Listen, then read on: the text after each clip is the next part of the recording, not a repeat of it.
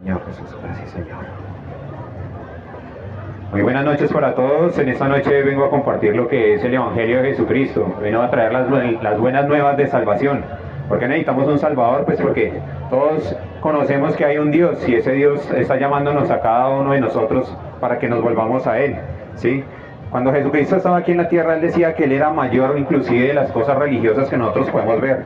Mayor que el templo, mayor que el día de descanso, ¿sí? Él lo que está buscando realmente en cada uno de nosotros es que tengamos misericordia por las demás personas, que tengamos un corazón que queramos agradar tanto a Dios como a los hombres, un corazón sano, ¿sí? Él cuando estaba hablando con los fariseos, él lo acusaban porque sanaba a las personas aún en el día de descanso. Hoy estamos en un día de descanso, hoy es un día festivo, hoy estamos aquí, ¿por qué? Porque estamos compartiendo el Evangelio de Jesucristo, ¿sí? Igual eso es para hacerlo todos los días debemos llegar a Cristo. ¿Por qué? Porque Él está detrás de cada uno buscándolo con nombre propio, así como cuando llamó a Adán. Adán, ¿dónde estás tú?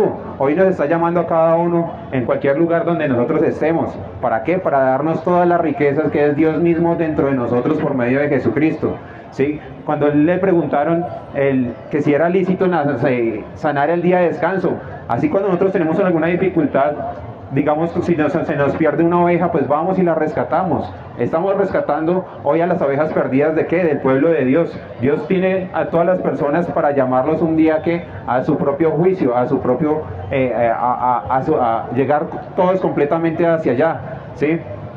¿Qué quería ver en Jesucristo cuando vino? Que Él cumplía todas las profecías. Él cumplió más de 300 profecías y hoy estamos aquí precisamente ¿para qué? Para escuchar lo que es la palabra. Hoy vamos a compartir lo que es Mateo, el capítulo 12.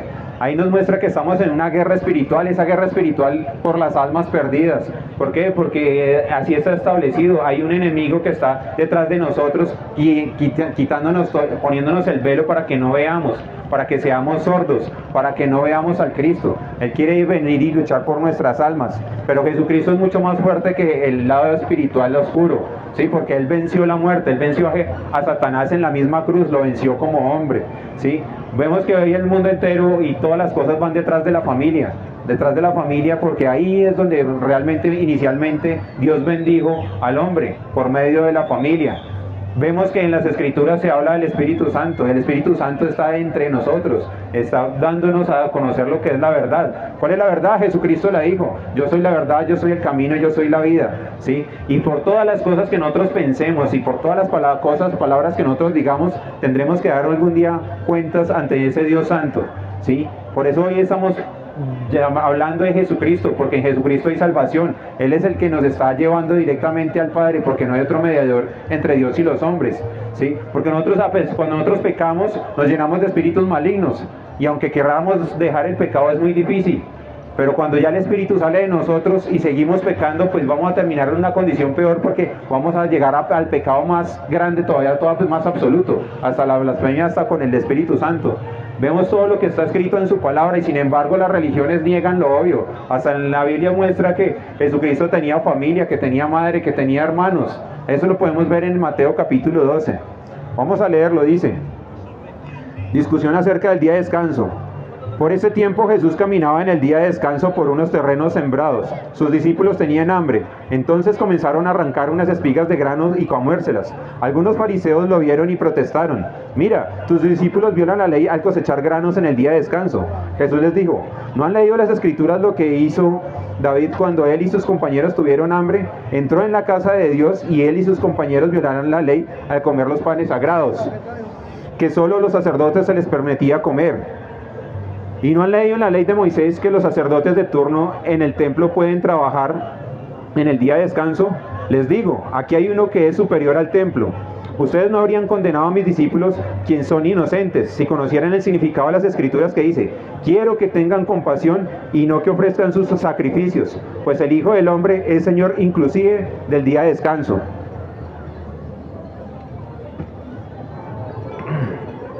Jesús sana en el día de descanso. Luego Jesús entró a la sinagoga de ellos y allí vio a un hombre que tenía en la mano una mano deforme. Los fariseos le preguntaron a Jesús: ¿permite la ley que una persona trabaje sanando en el día de descanso? esperaban que él dijera que sí para poder levantar cargos en su contra. Él le respondió: si tuviera una oveja y ésta cayera en un pozo de agua en el día de descanso, ¿no trabajarían para sacarla de allí? Por supuesto que lo harían. ¿Y cuánto más valiosa es una persona que una oveja? Así es, la ley permite que una persona haga bien en el día de descanso. Después le dijo al hombre: extiende la mano. Entonces el hombre la extendió, la mano le quedó restaurada, al igual que la otra. Entonces los fariseos convocaron una reunión para tramar cómo matar a Jesús. Jesús, el siervo elegido de Dios. Pero Jesús sabía lo que ellos tenían en mente, entonces salió de esa región y mucha gente lo siguió. Sanó a todos los enfermos de esa multitud, pero les advirtió que no revelaran quién era él. Con eso se cumplió la profecía de Isaías acerca de él. Miren al siervo, al que he elegido. Él es mi amado, en quien me complazco. Pondré mi espíritu sobre él y proclamará justicia a las naciones. No peleará, ni gritará, ni levantará su voz en público. No aplastará la caña más débil, ni apagará una vela que titila. Al final hará que la justicia salga victoriosa, y a su nombre será la esperanza de todo el mundo. Jesús y el príncipe de los demonios. Luego le llevaron a Jesús a un hombre ciego y mudo que estaba poseído por un demonio. Jesús sanó al hombre para que pudiera hablar y ver. La multitud quedó llena de asombro y preguntaban: ¿será posible que Jesús sea el hijo de David, el Mesías? Pero cuando los fariseos oyeron del milagro dijeron: con razón pueden expulsar demonios, él recibe su poder de Satanás, el príncipe de los demonios. Jesús conocía sus pensamientos y les contestó: todo reino dividido por una guerra civil está condenado al fracaso. Una ciudad, una familia dividida por peleas se desintegrará. Si Satanás expulsa a Satanás, está dividido y pelea contra sí mismo. Su propio reino no sobrevivirá. Entonces, si mi poder proviene de Satanás, ¿qué me dicen de sus propios exorcistas, quienes también expulsan demonios? Así que ellos los condenarán a ustedes por lo que acaban de decir. Sin embargo, si yo expulso a los demonios por el Espíritu de Dios, entonces el reino de Dios está entre ustedes. Pues, ¿quién tiene suficiente para poder entrar en la casa de un hombre fuerte y saquear sus bienes? Solo a quien que es aún más fuerte, alguien que pudiera atarlo y después saquear su casa. El que no está conmigo, a mí se opone. El que no trabaja conmigo, en realidad, trabaja en mi contra. Por eso les digo, cualquier pecado o blasfemia pueden ser perdonados, excepto la blasfemia contra el Espíritu Santo, que jamás será perdonada. El que hable contra el Hijo del Hombre puede ser perdonado, pero el que hable en contra del Espíritu Santo jamás será perdonado, ya sea en este mundo o en el que vendrá. A un árbol se le identifica por su fruto. Si el árbol es bueno, su fruto será bueno. Si el árbol es malo, su fruto será malo. Camada de víboras, ¿cómo podrán hombres malvados como ustedes hablar de lo que es bueno y correcto? Pues lo que está en el corazón determina lo que uno dice. Una persona buena produce buenas del tesoro de su buen corazón, y una persona mala produce cosas del tesoro de su mal corazón. Les digo lo siguiente: en el día del juicio tendrán que dar cuenta por toda palabra inútil que hayan dicho. Las palabras que digan se absolverán o te condenarán. La señal de Jonás. Un día los maestros de la ley religiosa y algunos fariseos se acercaron a Jesús y le dijeron: Maestro, queremos que nos muestres una señal. Una señal milagrosa para probar tu autoridad. Jesús le respondió: son una generación maligna y adúltera, exigiría una señal milagrosa, pero la única que les daré es la señal del profeta Jonás. Así como Jonás estuvo en el vientre del gran pez durante 3 días y 3 noches, el Hijo del Hombre estará en el corazón de la tierra durante 3 días y 3 noches. En el día del juicio los habitantes de Nínive se levantarán contra esta generación y la condenarán, porque ellos se arrepintieron de sus pecados al escuchar la predicación de Jonás. Ahora alguien superior a Jonás está aquí, pero Saba también se levantará en contra de esta generación en el día del juicio y la condenará, porque vino de una tierra lejana para oír la sabiduría de Salomón. Ahora alguien superior que Salomón está aquí, pero ustedes se niegan a escuchar. Cuando un espíritu maligno sale de una persona, va al desierto en busca del descanso, pero no lo encuentra. Entonces dice: volveré a la persona de la cual salí, de modo que regrese y encuentra su casa vacía, barrida y en orden. Entonces el espíritu busca a otros 7 espíritus más malignos que él, y todos entran en la persona y viven allí. Entonces esa persona queda peor que antes. Eso les ocurrirá a esta generación maligna. La verdadera familia de Jesús. Mientras Jesús hablaba a la multitud, su madre y sus hermanos estaban afuera y pedían hablar con él. Alguien les dijo a Jesús: tu madre y tus hermanos están parados afuera y desean hablar contigo. Jesús preguntó: ¿quién es mi madre? ¿Quiénes son mis hermanos? Luego señaló a sus discípulos y dijo: miren, estos son mi madre y mis hermanos, pues todo el que hace la voluntad de mi Padre que está en el cielo es mi hermano, mi hermana y mi madre. Mateo capítulo 12. Aquí vemos que el Señor está llamando a cada uno de nosotros a que al arrepentimiento genuino, a que podamos confiar en el Hijo de Dios, ¿sí? Porque algún día vamos a tener que dar juicio, tenemos que dar cuentas en el día del juicio. La Biblia dice que está establecido para los hombres morir una vez y después el juicio. Cuando nosotros morimos vamos a estar frente a ese Dios santo que dice que no toma por inocente al culpable. ¿Cómo nos vería Dios? ¿Cómo vamos a ser juzgados? Por su propia ley. La ley son los 10 mandamientos, esa es la ley moral de Dios, ¿sí? Por ejemplo, ¿cuántas mentiras hemos dicho? ¿No es cierto? Eso nos convierte ¿en qué? En mentirosos. ¿Hemos robado algo? Eso nos convierte en ladrones. Y eso no es lo suficiente, solamente las cosas que también pensamos también nos van a condenar. Por ejemplo, el Señor Jesús dijo, vea, habrán escuchado que no cometerán adulterio, mas yo digo que cualquiera que mirara a una mujer con deseo sexual ya cometió adulterio en su corazón, ¿sí?